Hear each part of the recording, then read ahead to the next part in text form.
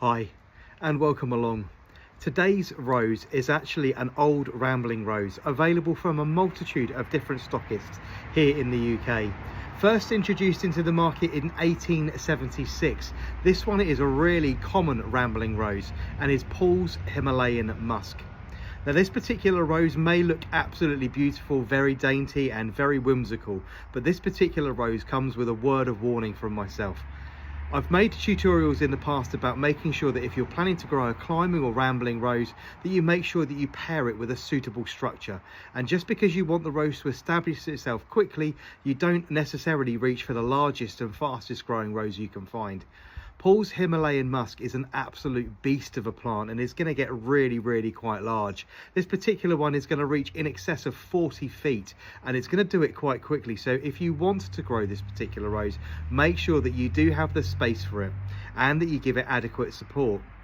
It's absolutely perfect for covering a large unsightly building or rambling down a bank, or if you have a large tree that doesn't have a great deal of interest during the summer months, but it really must be large enough to take it.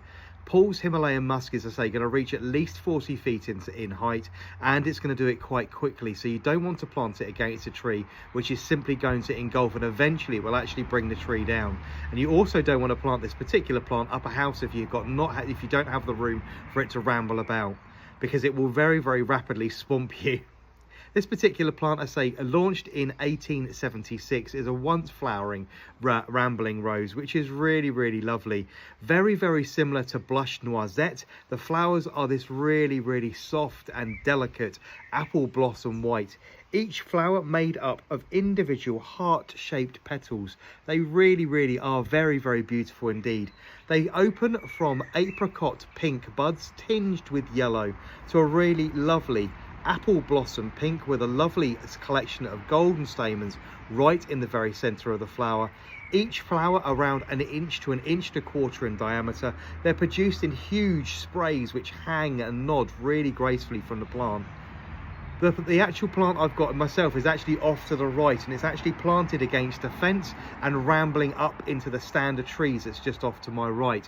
It's really good for that kind of thing. It's sort of rambling and ambling about, and as it reaches full size and gets up to sort of 20, 25, 30 feet, the branches start to hang down really gracefully with these lovely sort of disc-like flowers hanging towards the floor.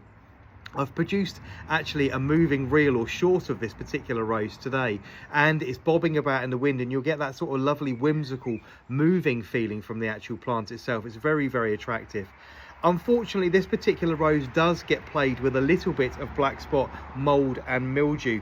The foliage is mid-green and very heavily barbed. You'll see if I turn this one round, you'll see the collection of barbs along the back of the leaves, which makes it really good for safety and security, which is exactly what I'm doing with it here, rambling around a fence to stop people climbing over it and then up into the trees to give us some protection. But it does have backward facing barbs on the back of the leaves. The stems are laced with really sharp, very pointed barbs, which you want to avoid getting yourself tangled up in. So please do be careful of where you plant this particular rose. I say the flowers around an inch to an inch and a quarter each are produced in large nodding sprays like this one here, which bob on very flexible stems. It's really easy to train, and to be honest with you, considering its size, it's really quite manageable as well. So once you get your supports in place and you get it tied in, maybe you want to encase your entire house with this particular rose. Once you've done that, make sure that your wall anchors and your supports are well in there, and I say then it will nod very gracefully and hang down. Producing just one flush of flowers, starting normally in about mid-June. It will produce an enormous amount of flowers, opening in succession for around 5 to 6 weeks, depending on the weather conditions. So look at this one here. This one has flowers in all sorts of different stages, opening, I say, this very lovely apple blossom pink, and then moving through to a really white bleached out stage just before it drops. There is something very enchanting about the petals from this one particularly falling. I'm just going to pull this plant a bit. It absolutely fills the air with drifts of petals, much like when the cherry blossom fails in late April and very beginning of May. You'll have clouds of falling petals. You get exactly the same with Pauls Himalayan musk. A really useful rose for growing in a multitude of different situations. This one will thrive on all sorts of soils, whether it's a sandy or heavy soil, in full sun or partial shade, on every aspect, whether it's north, south, east or west. This one will do particularly well. And if it doesn't like where it is, it will simply grow in a different direction and find where it wants to be. It's fast to establish, and because of its nice open form flowers that you can see there, I'll bring them right in close to the camera for you. Really adored by pollinators as well. They really do like this one, especially the hoverflies.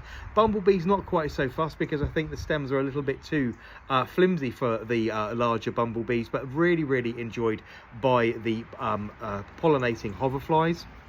So a really useful rose that has, I say, many lovely attributes, but it does need to be approached with caution. This one is going to get particularly large, so do make sure that if you wanted this particular rose and this is too large for you, do take a look at Blush Noisette, a smaller rambling rose, very similar in colour, very similar to its configuration on the flower, but that one is actually repeat flowering and has a similar fragrance. The fragrance rating on this one is going to be rated with myself at between a 4 and 5 stars.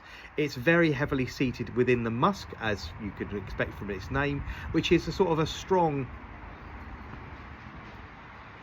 it's a strong floral scent with lots and lots of powdery tones to it. It's warm and it's woody. So in total, this is Pauls Himalayan musk, a really great rose if you have the conditions for it and the size for it. This particular rose getting really quite large. I hope you've enjoyed today's review. Don't forget to like, follow and share, and make sure you leave a comment below if you've enjoyed today's review. I'll see you all again very soon.